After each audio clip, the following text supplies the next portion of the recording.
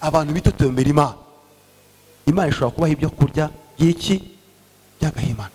Reka impano zanyu zizamuke, zizamure, buri wese azamure mugenzi we, afashe mugenzi wiwe, amushyigikire. Haleluya! Dushyigikirane, aho niho iterambere rizava ry'abana b'iki b'Imana. Twari dukwiriye kurira imisozi dusengerana.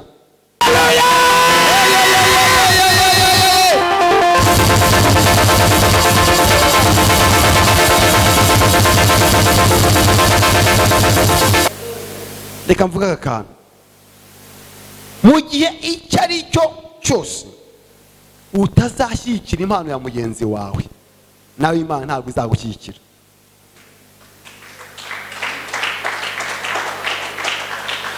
Impano ya mugenzi wawe ishyigikire. Nuyishyigikira ntukavuge impano nabi ya mugenzi wawe. Impano ya mugenzi wawe reka ikore, reka izamuke. Yesu nashimwe cyane. Nizamuka nuyigiriye ishyari, n'iyawe izazamuka. Haleluya! Tujya ahantu henshi hatandukanye, ugasanga abaringi baririmbye neza, ngo bariya baririmbye neza, ngo bariya ngo ntibyagenze neza. Umuririmbyi akishimira ko bagenzi babo bitagenze neza. Iryo ni ishyari, kandi iryo shyari ntabwo rikomoka kuki? Ku Mana.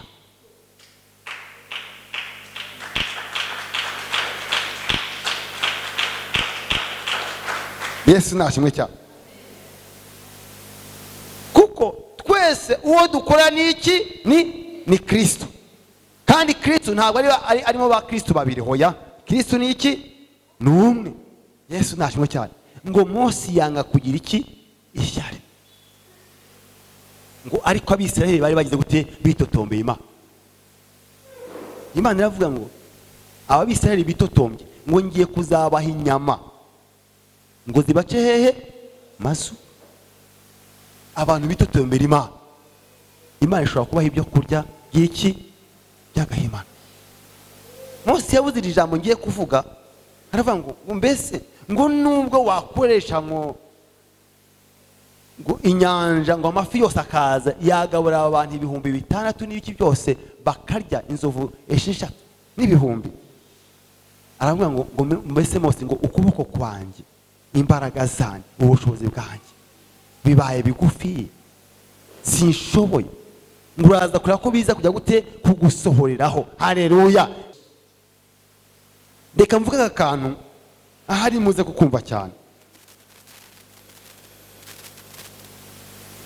Umuntu wese uba mu itorero, buriya Imana yagennye ko mu itorero umuntu yahisemo ashobora kwiherwamo umugisha cyangwa akaherwamo iki? Umuvumo. Itorero wahisemo, itorero ryawe rimeze nk'uko papa wawe ukomokaho. Ubu ntiwajya gusaba umugabane, wenda mvuge umuntu ukomeye cyangwa se wari ukomeye kwa Rubangura, bakubaza ngo uri mwene Rubangura. Hari n'ukuntu bapima ADN bakamenya ngo nimba koko papa Rubangura n'urugero yaba yaragiye wenda akabyara uriya mwana Bosco, reka dupime ADN turebe yuko ari uwa Rubangura koko. Aho murahumvise? Bivuga ngo ntabwo ushobora kujya gufata umugabane kwa Rubangura cyangwa se kuri indi zina rindi ryose ryaba rikomeye, cyangwa se umuntu wese usanzwe. Ni nako n'iby'Imana bigize gute? Bimeze. Mwitorero uko utajya gufata umugabane ngo ufate ahandi hantu runaka, ni nako mwitorero rya Kristo naryo rimeze. Nimba ubarurwa muri believers, hari imigisha Imana itegura muri believers. Haleluya! Iyo migisha ku muntu habarurirwa agomba gufata iyo migisha Imana yasutse muri believers. Bivango muri believers, itorero rya Kristo, Imana ifite nk'umugisha wa Bosco, ifite nk'umugisha wa Minani, ifite nk'umugisha wa Jacques, ifite nk'umugisha wa Kere n'abandi bantu batandukanye, ifite nk'umugisha wawe. Bivango uwo mugisha wawe rero ugomba kuharanira, kugomba kujya gute? Kuwakira no kuwufata. Bishatse kuvuga iki? Mwitorero tugomba gushyigikirana. Yesu nashimwe cyane. Bibiliya ivuga neza ubwo Abisirayeli bajyaga bajya kurwana urugamba, ngo icyo gihe Mose ngo yari amaze gusaza, ngo bagaterwa n'Abamediyani, ngo Mose ngo yazamura ibiganza gutya, murabyumva, yazamura ibiganza ngo Abisirayeli bakagira gute? Bagatsinda. Ngo yamanura Abisirayeli bakagira gute? Bagatsinda. Kavugira ijambo muryumve neza. Twari dukwiriye kuri imisozi dusengerana, haleluya, tuzamurana ibiganza. Ntabwo ukwiye, simbizi ko mwabyumva, Yesu nashimwe, ntabwo ukwiriye kurebera gusa, ahubwo nimba hari ahantu Imana yateguye umugisha wawe, ukwiye kuzamura ibiganza bya mugenzi wawe runaka yagira ikibazo, nawe ukuva ko ugize ikibazo, yarwara ukuva ko warwaye, yapfusha ukuva ko wapfushije, haleluya. Dukwiye kuzamurana iki? Ibiganza. Mose, Miriyamu na Aroni ngo baravuga ngo nta bundi bwo turi buze kubikora, reka dushyigikire amaboko y'iki? Ya Mose. Nabo ngo barafata ibiganza, ngo bararuha, ngo bajya inama yo kugira ngo bamushyigikize ibintu kugira ngo bakomeze bazamure ibiganza, Abisirayeli bagire gute? Batsinde. Reka nkoreshe umuntu umwe hano, reka nkoreshe William. Yagiye? Ngwino William. Icara hano.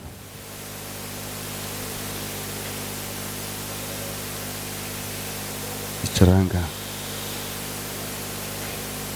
Wazamura ibiganza, nsabe abandi bantu bazamura ibiganza.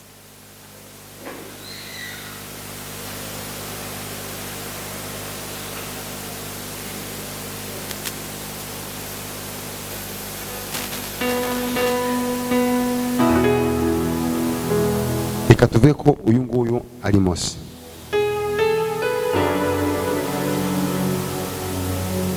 Nubwo ageze mu zabukuru Mose,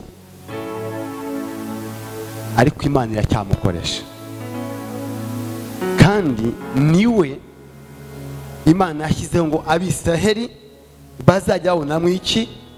Umugisha.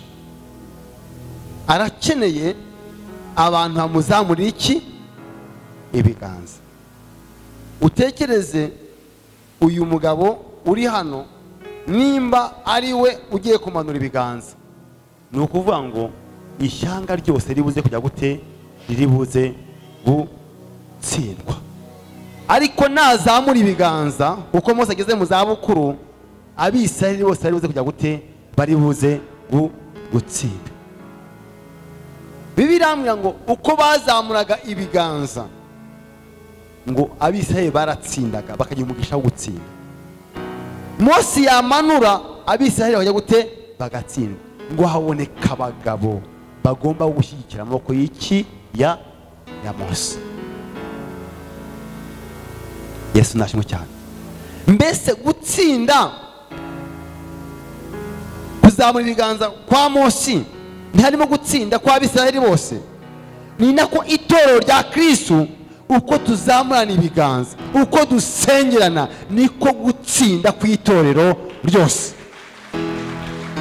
Uko Mose natabona abantu bamuzamura ibiganza, ntabwo ari buze kumwara wenyine, ari buze kumwana n'abantu abari bose bageze gute? Bari kumwe. Haleluya. Aho hantu murahumbishije. Bivuga ngo uko muzamura ibiganza bya Mose, uko mushyikirana mu murimo w'Imana, uko mwuzuzanya, uko mugirana urukundo, uko musengerana, haleluya, niko gutsinda ku itorero ryose, niko gukira ku itorero ryose, niko kuzamuka ku itorero ryose, niko Imana yakwana namwe. Ariko mu gihe cyose tudakoreye mu bumwe, tuzatsindwa. Yesu nashimwe cyane. Bazamugize ngo mbese nawe urahari?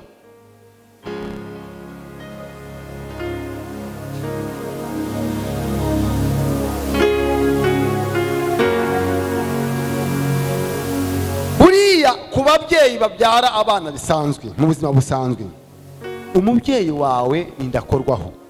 aho murahumvishije? Nindakorwaho. Umubyeyi wawe uko yameze kose ntukavuge nawe umubyeyi wawe. aho murahumvishije? Umubyeyi wawe yaba uko yaba ntukavuge nawe umubyeyi wawe. Hari ikintu ngiye kubabwira kimwe gikomeye. Umubyeyi wawe yaguhesha umugisha cyangwa akakuvuma. Iminani murayizi? Guhabwa iminani. Iminani murayizi? Sinzi nimba mu bajya iminani iwabo bajya bataga iminani. Iminani